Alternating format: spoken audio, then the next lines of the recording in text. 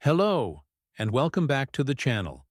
Today, we're diving deep into a story that blurs the line between ancient myth and modern terror, a tale that proves some mysteries are better left unsolved. This is the story of Alistair Finch and the tower that wouldn't let him go. Our story begins not in some dark, forgotten forest, but in a bright, modern apartment in Oslo. Alistair Finch, a university lecturer, believed he had escaped.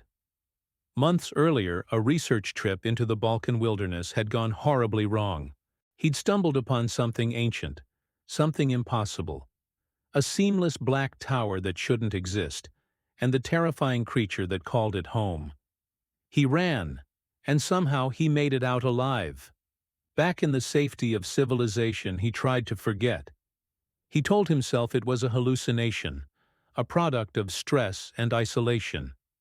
But in his hands, he held a photograph he'd taken, a chilling reminder of the tower and the gaunt figure standing before it.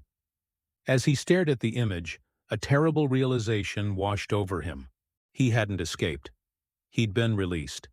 The creature was toying with him, letting him feel safe, letting the fears simmer down, only to reignite it. Because the hunt is always sweeter when the prey thinks it has won. And then, his phone rang. Unknown number. His heart hammered against his ribs. He let it ring once, twice, 3 times. On the 4th ring, his hand moved on its own. He answered. Hello? The line was silent for a moment, then came a sound that froze his blood. A wet, rattling breath. A voice, distorted by the phone but unmistakably the same one from his nightmares, rasped. Scholar. Man. Waits. Too long. Tower. Gets lonely. The line went dead. Alistair dropped the phone as if it were red hot. His mind spiraled. The creature had tracked him. Across countries, through a city of hundreds of thousands, it had found him. It had his scent. And somehow, this ancient being knew how to use a telephone. Panic set in. He scanned his apartment, his gaze landing on the window. 8th floor. He was on the 8th floor. Nothing could get to him up here. He was safe. But in the reflection of the glass, he thought he saw something move behind him. He spun around. Nothing. The room was empty. Of course it was empty. He was just being paranoid. He let out a shaky breath, trying to calm his racing heart. That's when he heard it. A wet, chittering sound coming from the bedroom. It sounded disturbingly like laughter. Alistair's blood ran cold. He always left his bedroom door open, a childhood fear of enclosed spaces he'd never quite shaken. But now, it was closed, and from the thin gap at the bottom, a shadow stretched into the living room. A tall, unnatural shadow. The doorknob began to turn. A scream tore from Alistair's throat. He scrambled for the front door, his fingers fumbling with the deadbolt. Behind him, the bedroom door creaked open. He finally unlocked the deadbolt and yanked the handle, but the door wouldn't move. It was being held shut from the outside. Impossible. He was 8 floors up. There was nothing out there. He spun back around, his back pressed against the door. The bedroom was a maw of darkness. And in that blackness, 2 pinpricks of red light ignited. Eyes. The chilling voice echoed in the small apartment. Soft skin, runs, even, in, box, good, good, fear sweat, smells, good. The eyes moved closer. A grotesque shape emerged, impossibly tall, its body bending and contorting with sickening cracks to fit through the doorway. It was in his apartment, 8 floors up, in the middle of the city. The creature unfolded to its full, terrifying height, its head nearly scraping the ceiling. Scholar man, promised to return, it chittered. Didn't return, so tower comes to scholar. It took a step. Alistair's vision started to gray out. He couldn't breathe. A heart attack. This was it. The creature tilted its head. Not dying. Yet. No. No. Dying. Here. It raised a long, taloned hand. Going home. Now. Going to tower. Together. Alistair's world went black.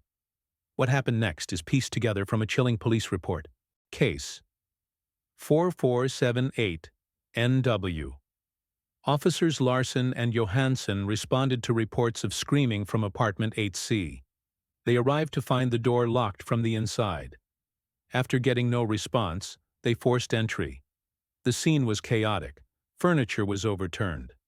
The windows were shattered from the inside, and there were deep claw marks on the walls. The bedroom door had been torn from its hinges. They found Alistair Finch on the floor, curled in a fetal position, completely catatonic. There was no sign of an intruder. Building security footage showed no one entering or leaving the apartment all evening. In his hand, he clutched a photograph of a forest. No tower, no figure, just trees.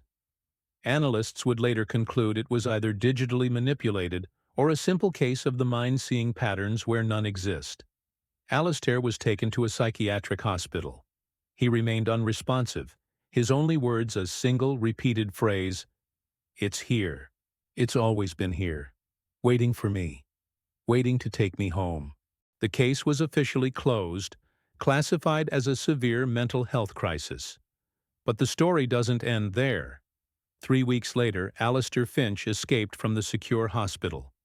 Security footage showed him simply walking out the front entrance in the dead of night, bypassing locked doors and security stations as if they weren't there. No one saw him leave. His hospital gown was found in the parking lot. Then, he vanished. Weeks later, deep in the Balkan wilderness, a German hiking group, lost due to a GPS malfunction, stumbled upon an impossible sight. A 200-foot tower of seamless black basalt, hidden by the forest canopy. At its base, they found circles of ancient bones, and something new. A fresh skeleton, meticulously cleaned and arranged, its arms reaching toward the tower.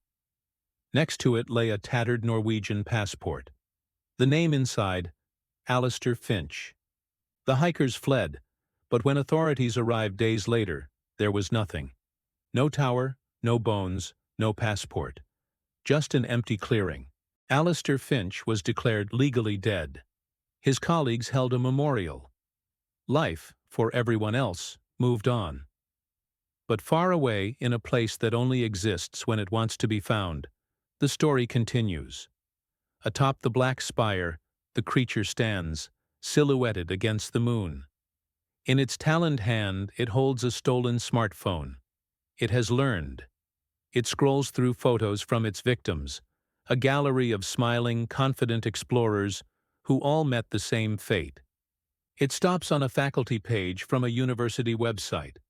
Dr. Elena Volkov, an expert in ancient civilizations.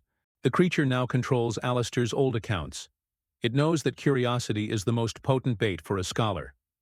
An email is sent from A. Finch, Universitetet.no. Subject: You need to see this. In Oslo, Dr. Volkov sees the notification. Alistair? It must be a hack or a cruel prank. But she clicks. The email contains only coordinates and a single line. I found it. Xylos is real. Come verify. You won't believe it. Attached is a photo of a black tower rising from a forest. Her rational mind screams, hoax. But the scholar in her whispers, what if? She checks the coordinates. An unmapped part of the Balkans. She pulls up old texts, finding scattered myths about a place called Xylos, all dismissed by modern science. She could call the police, but what would she say? They'd think she was crazy. Instead, her cursor moves to her calendar. She has a research sabbatical coming up.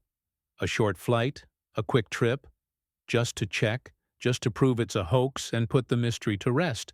What could possibly go wrong? She books the flight. She packs her gear. She's a scientist, driven by facts, not superstition. She doesn't believe in monsters. She doesn't notice the flicker of a shadow across her window 8 floors up, where no shadow should be. She doesn't hear the faint, wet rattle of breath on the other side of the glass. She doesn't see the burning red eyes watching her every move, as she willingly walks into a perfectly laid trap. Because the tower waits. The tower always waits, and new scholars always come. Thank you for watching.